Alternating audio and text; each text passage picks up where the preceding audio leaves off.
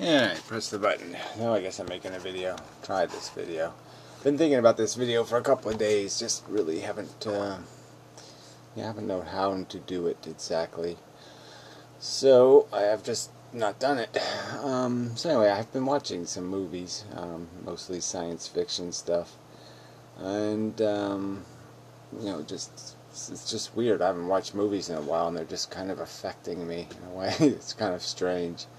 Anyway, so there's been this general conversation about consciousness, and even, Gray Text made a video about evolutionary psychology, and then the Modern Mystic left this comment on his blog post. Not that I give it much thought, but I thought Gary would be right first, then me, as in the world would realize that all sentient creatures are of equal importance, then that no sentient creature controls its own actions. But thinking about it this morning, and then he talks about how, Google's whatever idiotic car thing is going to be somehow significant. And, that's not going to, I mean, that's sort of a trivialization of the whole point. You just started pointing out that cars will, how you're going to blame cars if they're mechanically operated? Who's going to be to blame when there's an accident? Sort of implying that everything we do is an accident. Everything we do is just byproduct. Everything that we are is byproduct. So I don't know what movie triggered it, but it's just that I started thinking about the formula in every movie.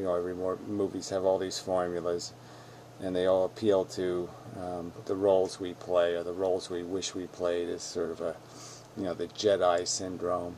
I guess all people aspire to, some sense of being better, or heroic. I don't know. Something like that, or having, the whole having thing. Even though most of the movies I watched were sort of imply that the having thing is always kind of fleeting. What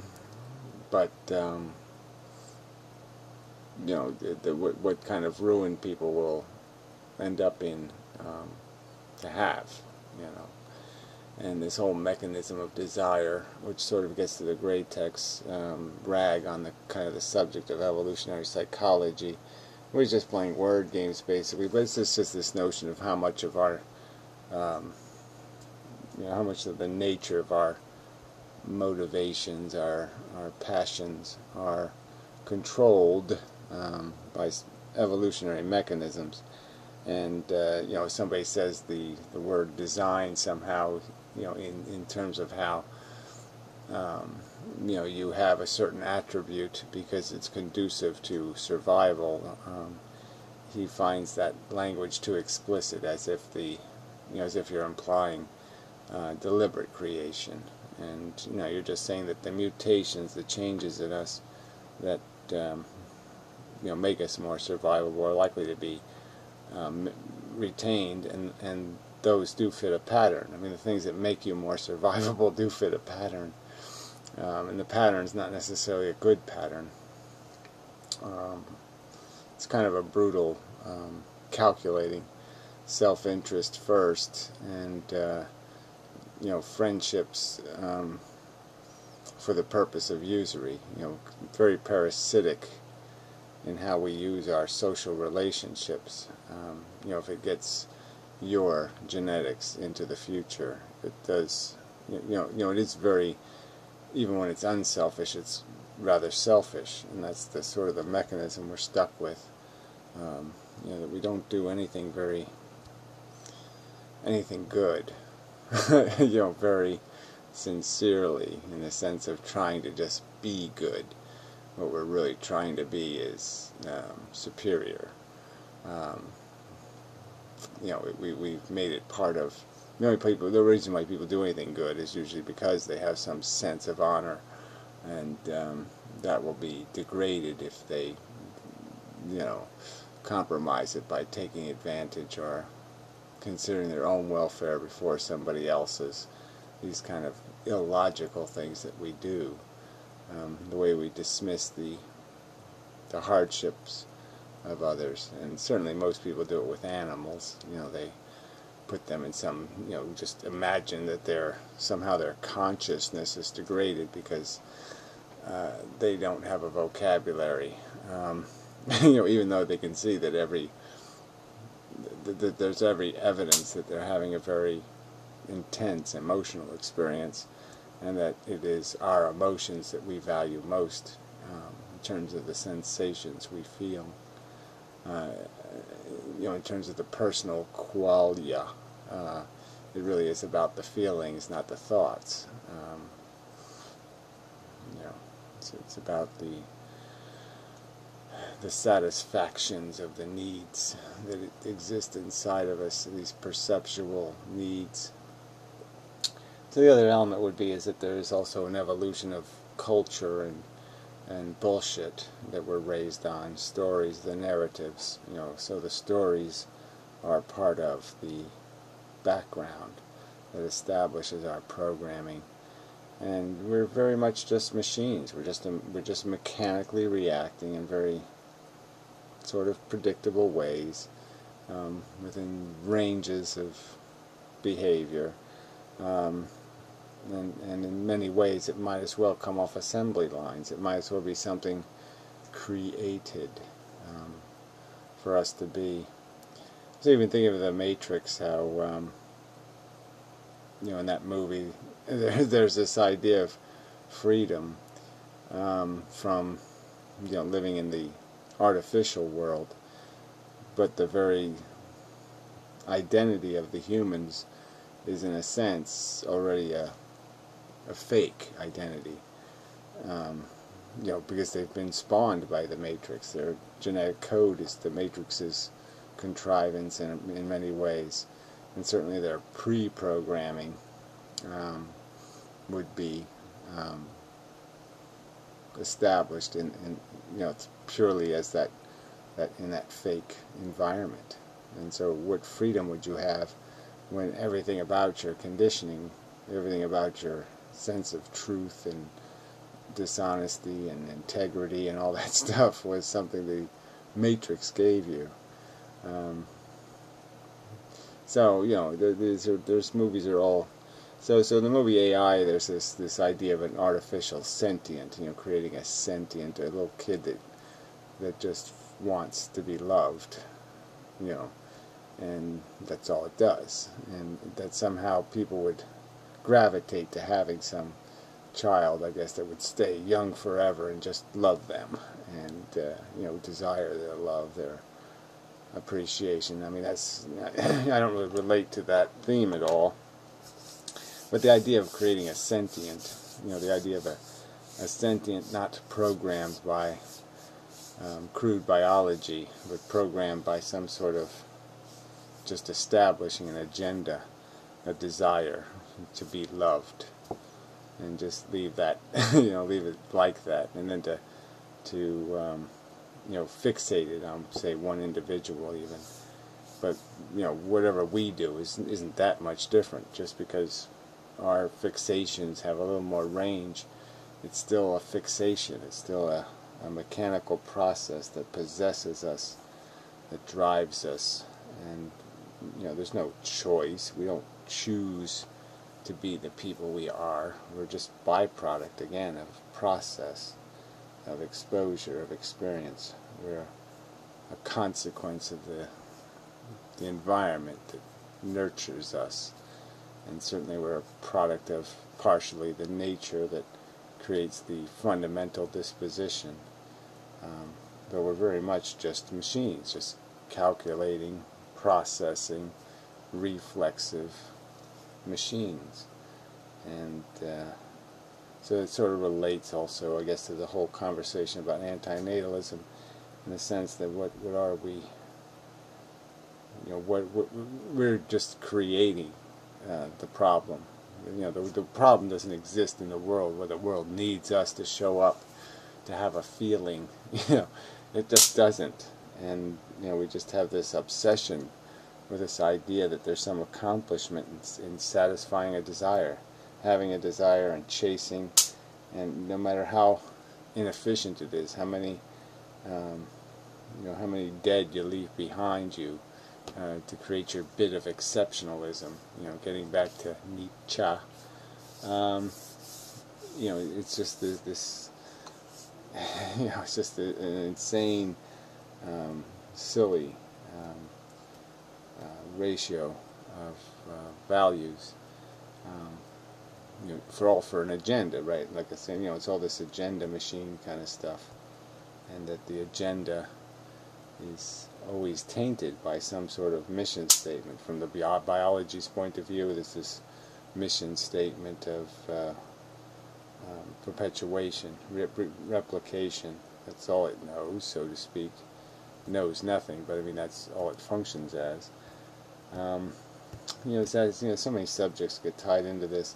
So that would be my biggest criticism with Gray text is he has sort of a myopic, narrow understanding of evolution, which makes it irritating when he's so pompous and how he's ridiculing other people's verbiage, just the way they say something, not the point they're really trying to make. Because most evolution doesn't take place in a competitive environment where where you take the herd doesn't evolve. It's the go west, young man idea. It's the separatists who evolve. It's the ones that branch off of the herd, that go out and separate themselves. They're the ones that do the evolving. And so there can be very extreme change in a small population. But yeah, most evolution probably doesn't take place any other way, just because of the dampening effect of the herd. The herd would always eliminate the Borg, so to speak. The popular would always drown out any even good mutations if they took place, just by sheer volume. It would always tend to want to stay the way it is. So I think it would need that distance and separation. So then it's evolving in a different world than the world the herd will end up living in. And so what really happens is trials of gangs, of tribes, just end up fighting with each other. So instead of individuals fighting, it becomes kind, separated by time, fighting with each other. And the Europeans coming to North America is a perfect illustration that here you have this evolution that tracked for 50,000 years in two different directions, migrated around the globe, and then met again, having radically changed, mutated, not radically, but obviously from our perspective it's a radical change in sophistication and acquisition of knowledge and book learning and all of that stuff, and some racial, some physical changes to go with that, lifestyle differences, and and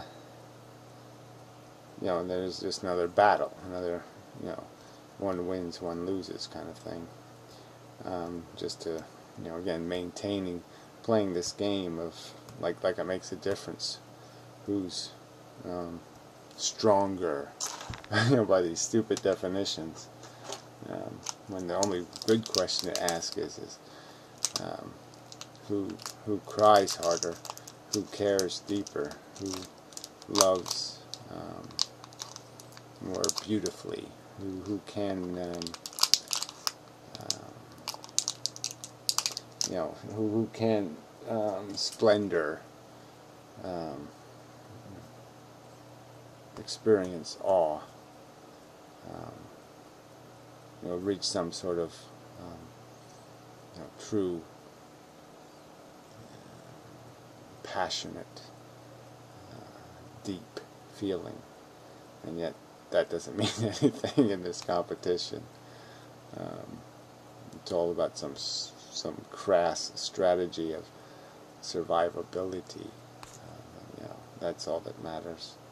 And then that just ends up creating some kind of non-feeling thing, some kind of machine, even more machine-like, that can tolerate all kinds of imperfections and sloppiness and piggery and nonsense. It's there's something to be said for the pedigree. It might only be able to run one race, but its one race will be great, kind of thing. It might not be as durable as the plow horse, but the thoroughbred is a sight to behold in its moment of greatness. So anyway, that's sort of a subject. So anyway, the real point is that we're manufactured, and as much as we'd like to think we have some choices, or we have some freedoms, or we have some sort of we in here that does something, it's just this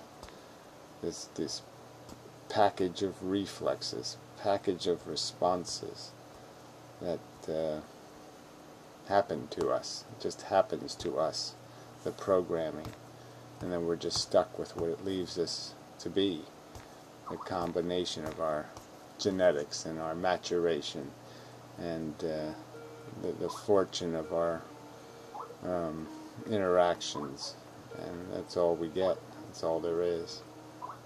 And it's just kind of dismal and sad and horrible. Somebody's calling me, which is weird.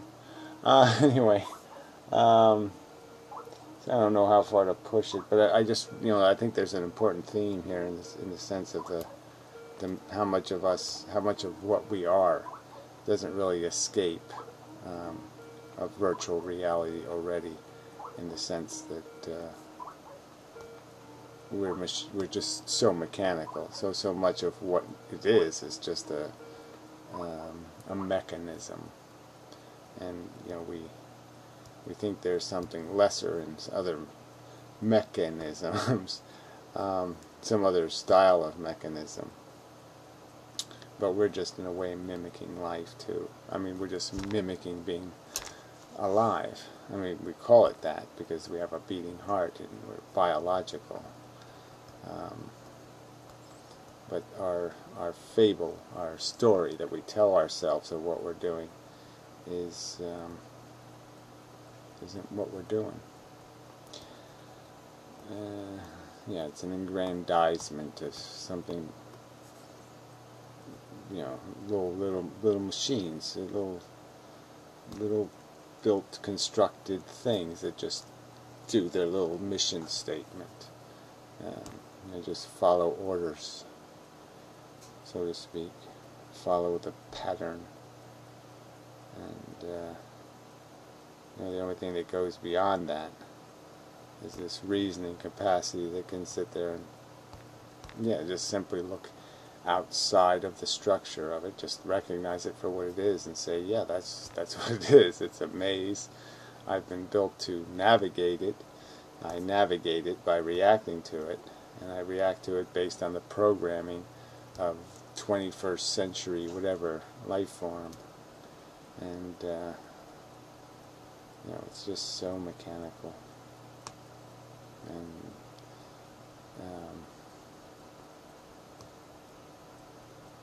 I just don't. There's no.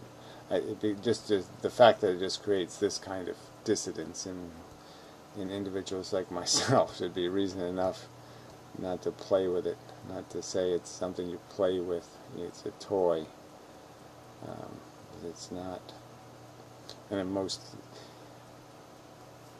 of the movies I've been watching, they've sort of got this tragic element, and the tragic element is always just this fact that we're not really constructed to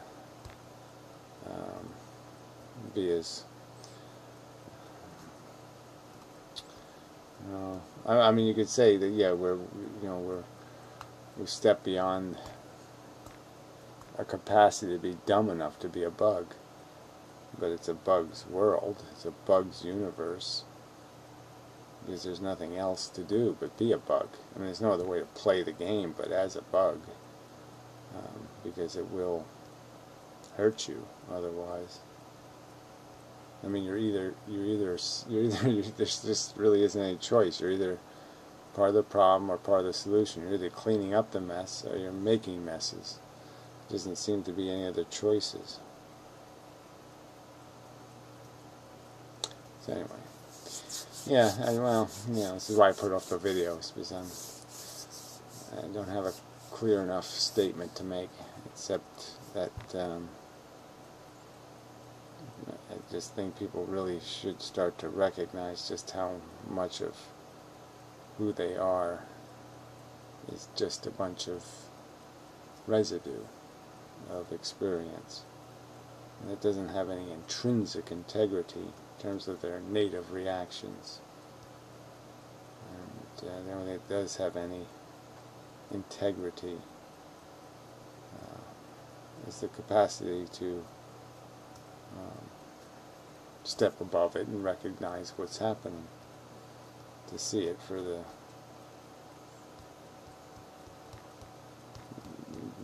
that there's just this, it's so hard to explain this. Just it's self-generating in the sense that it makes the mess and then it creates us to clean it up. I mean, there's just no need to do that, no need to create this need mechanism so we can just search forever. Just keep searching for some sort of perfect satisfaction. It's not going to be able to attain. You just keep regenerating the hunger over and over and over. And it's time to let that go. And such. So forth and whatnot.